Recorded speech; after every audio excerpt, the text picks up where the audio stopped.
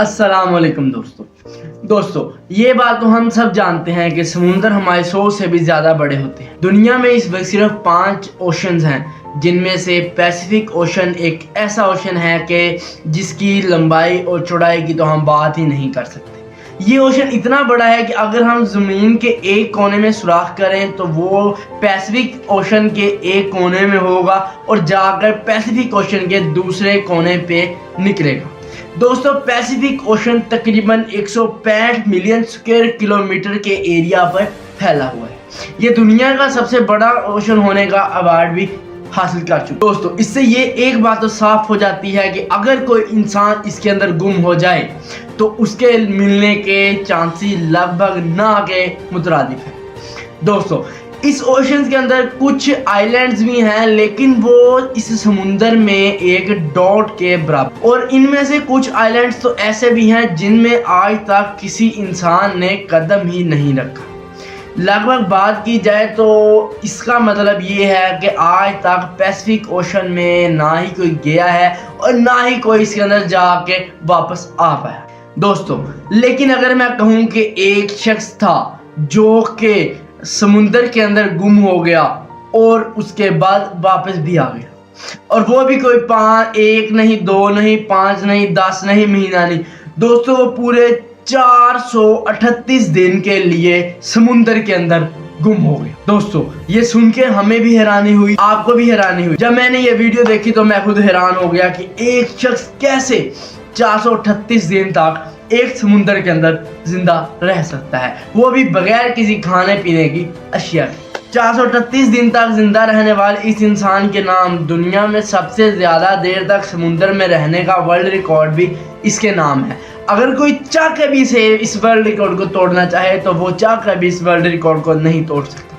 दोस्तों, आइए अब हम मालूम करते हैं कि ऐसी क्या वजह थी कि जॉर्ज एल्वरिंगा को इस समुंदर के अंदर जाना पड़ा और वो वहां गुम हो गए। तो दोस्तों, ये कहानी है 2012 की। मैक्सिको के एक गांव में एक मछुआरा रहता था जिसका नाम जॉर्ज एल्वरिंगा था। दोस्तों, ये एक प्रोफेशनल मछुआरा था। ये और इसका दोस्त समुंदर में मछलियां पकड़ने के लिए 7 नवंबर 2012 को जॉर्ज एल्वरिंगा और उसका दोस्त समुंदर में मछलियां पकड़ने के लिए गए। उनका ये प्लान था कि वो समुंदर में सिर्फ 30 घंटे के लिए जाएंगे, वहां से मछलियां लेकर वापस आ जाएंगे। उनकी बोट में कोई ज़्यादा साजो सामान भी नहीं था। उनकी बोट में सिर्फ एक इंजन था और एक रेफ्रिजरेटर था जिसमें उन्होंने मछलियां स्टोर करनी थी। उनके लिहाज से तो वो सिर्फ 30 घंटे गुजारने के लिए जा रहे थे, लेकिन किसको मालूम था कि ये समुंदर में लगभग 14 महीने गुजारने जा रहे हैं। इन्होंने 120 किलोमीटर अंदर जाके समुंदर के अपना जाल समुंदर में फेंक दिया। दोस्तों, इनके समुंदर में जाने की देर थी कि लहरों ने उछलना शुरू कर दिया। दोस्तों, इन्होंने अपनी जान बचाने के लिए जाल को वहीं फेंका पा रहा है तो इन्होंने अपना जाल वहीं फेंका और कश्ती को वापस ले आए। दोस्तों, इन लगातार 7 घंटे कश्ती भगाने के बाद ये लोग साले समुंदर से 20 किलोमीटर पीछे रह गए थे। अब इन लोगों को अपना वो गांव भी नजर आ रहा था। इनको एक उम्मीद थी कि ये बच जाएंगे। अब इस वक्त ये लोग उस समुद्री तूफान को बहुत पीछे छोड़ आए थे। दोस्तों, हुआ ये जिसका उन लोगों ने कभी वहमो गुमान भी नहीं किया। हुआ ये कि समुंदर से 20 किलोमीटर दूर ज़्यादा चलने की वजह से उनका इंजन खराब हो गया। परेशानी की बात ये थी कि उनकी कश्ती में कोई हाथ से चलाने के लिए चप्पू भी नहीं। दोस्तों, उनकी कश्ती में सिर्फ एक रेडियो था जिससे उन्होंने बाहर की दुनिया में कांटेक्ट करने की कोशिश की, लेकिन वो भी कुछ देर बाद मुसलसल कोशिश करने के बावजूद वो ना हो सका और वो उसकी बैटरी लो हो गई। अब बाहर की दुनिया से उनका राब्ता बिल्कुल ही मुनक़ता हो गया था। अब उनका रेडियो ने भी काम करना बंद कर दिया था। और उसके बाद ये हुआ जिसका एक घिनौना ख्वाब जिसको समझा जाता है। हुआ ये कि उनकी समुंदर की तेज हवाओं ने उनकी कश्ती को पीछे की तरफ खींचना शुरू कर दिया।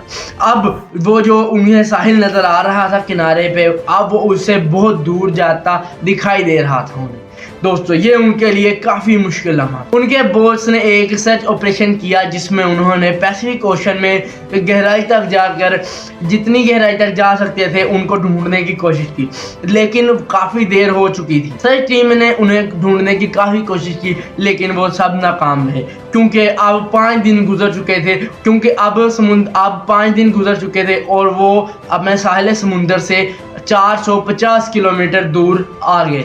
अब वो समुंदर के एक ऐसे एरिया में पहुंच गए थे जहां चारों तरफ देखने पे उन्हें सिर्फ पानी ही पानी नजर आ सकता था, और वो एक बार जानते थे कि उनकी कश्ती इतनी छोटी है कि अगर कोई उन्हें दूर से स्पॉट करना भी चाहे तो कोई उसे उन्हें ढूंढ नहीं सकता, और ना ही उनके पास कोई फ्लेयर गन थी और ना ही आग जलाने का कोई सारो सामान जिससे धुआं जला के वो सिग्नल दे सके। अब उन्हें मालूम हो चुका था कि उनके बचने का चांस लगभग ना के बराबर है। उनके खाने का सामान बिल्कुल ही ख़त्म हो चुका था क्योंकि वो अपने साथ सिर्फ 1 दिन का खाना लाए थे और अब 5 से 7 दिन गुजर चुके थे। अब उनके पास खाने के लिए ना तो कोई चीज़ थी और ना ही मछलियों का शिकार करने के लिए उनके पास इसलिए उन्होंने उनकी कश्ती पे आके बैठने वाले परिंदों को पकड़ के खाना शुरू किया, या अगर हाथ से पकड़ी जाए तो मछलियों को कच्चा ही खाना शुरू किया। वो ये बात जानते थे कि समुद्र का खारा पानी पीने से इंसान की मौत हो सकती है, इसलिए वो समुद्र में तैरने वाली प्लास्टिक बोतल्स के अंदर बारिश का पानी इकट्ठा करके वो उससे गुजारा करते थे, और अगर हफ्तों में बारिश ना होती तो वो टर्टल्स और मछलियों और परिंदों का खून पीकर अपनी प्यास बुझाते थे। दोस्तों हम इमेजिन भी नहीं कर सकते कि वो किस दर्द से गुजर रहे थे जो हम सिर्फ बयान कर सक रहे हैं, हम देख नहीं सकते। दोस्त अपनी किस्मत से नाउमीद होकर जॉर्ज के दोस्त ने 4 महीने बाद कश्ती से छलांग लगाकर सुसाइड कर लिया। अब इतनी पूरी भरे समुंदर के अंदर जॉर्ज एक अकेला बहुत इंसान था जो कि अपनी कश्ती पर भी बिल्कुल अकेला रह गया था। वो भी नाउमीद हो सकता था, लेकिन उसने हिम्मत नहीं हारी और अपनी मौत को गले नहीं लगाया। दोस्तों वो साहिल समुंदर से दूर समुंदर के अंदर जिस पोजीशन पे थे आप ये देख सकते हैं कि ये समुंदर का बिल्कुल सेंटर है। यहाँ से कार्गो शिप्स भी कभी कभार गुजरते हैं। अब उसके पास अपना दुख बांटने के लिए उसका वो दोस्त भी मौजूद उसके पास नहीं था, लेकिन एक दिन जॉर्ज को समुंदर में से एक कार्गो शिप गुजरती दिखाई दी।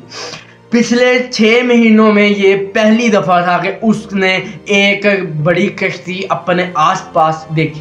दोस्तों ये कार्गो शिप इतनी बड़ी थी कि वो इसकी छोटी बोट को देख ही ना सके। जो इन्हें हर मुमकिन कोशिश की और हर मुमकिन उनको इशारा किया ताकि वो समझ जाएं और इसकी तरफ देख लें, लेकिन इसकी कश्ती इतनी छोटी थी कि उन्होंने इसकी तरफ ध्यान ही ना दिया।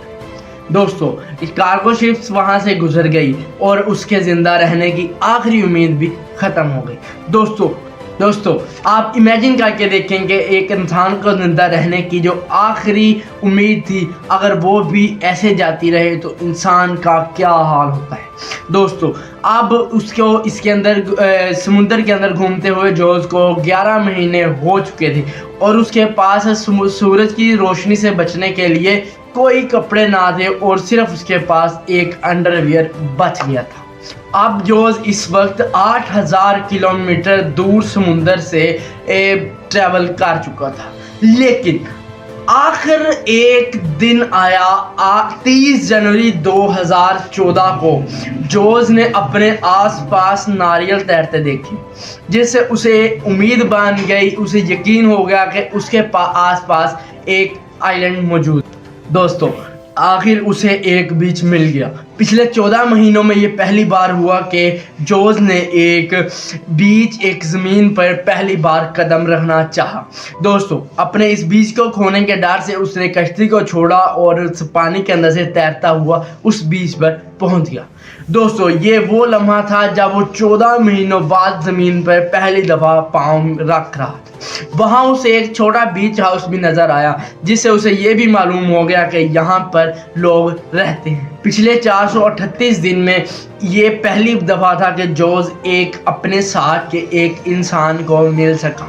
दोस्तों ये इस वक्त इबोन एटोल आइलैंड पे मौजूद था। ये आइलैंड जोस के स्टार्टिंग पॉइंट से 11,000 किलोमीटर दूर था। वहाँ से उसे हवाई जहाज़ के ज़रिए उसके घर भेजा गया, जहाँ जाते ही उस पर एक और मुसीबत आन पड़ी। दोस्तों यहाँ हुआ ये कि जोस ने वापस आते ही 438 डेज के नाम से एक आर्टिकल पब्लिश किया, जिसमें उसके साथ जो कुछ भी हुआ उसने वो इस ब्रीफली उस आर्टिकल के अंदर बताया। लेकिन इसका जोस के साथ जो साथी था, उसके घर वालों ने जोस पर उसकी अपने साथी के कत्ल का इल्ज़ाम लगा दिया, लेकिन हुकूमत ने इसे बेजा करार दे दिया गया और जोस दोबारा रिहा हो गया। दोस्तों ये थी आज की वीडियो। होप आप लोगों को वीडियो अच्छी लगी हो। अगर वीडियो अच्छी लगी तो मेरे चैनल को सब्सक्राइब कर दीजिएगा। मिलते हैं किसी नेक्स्ट वीडियो में। खुदा।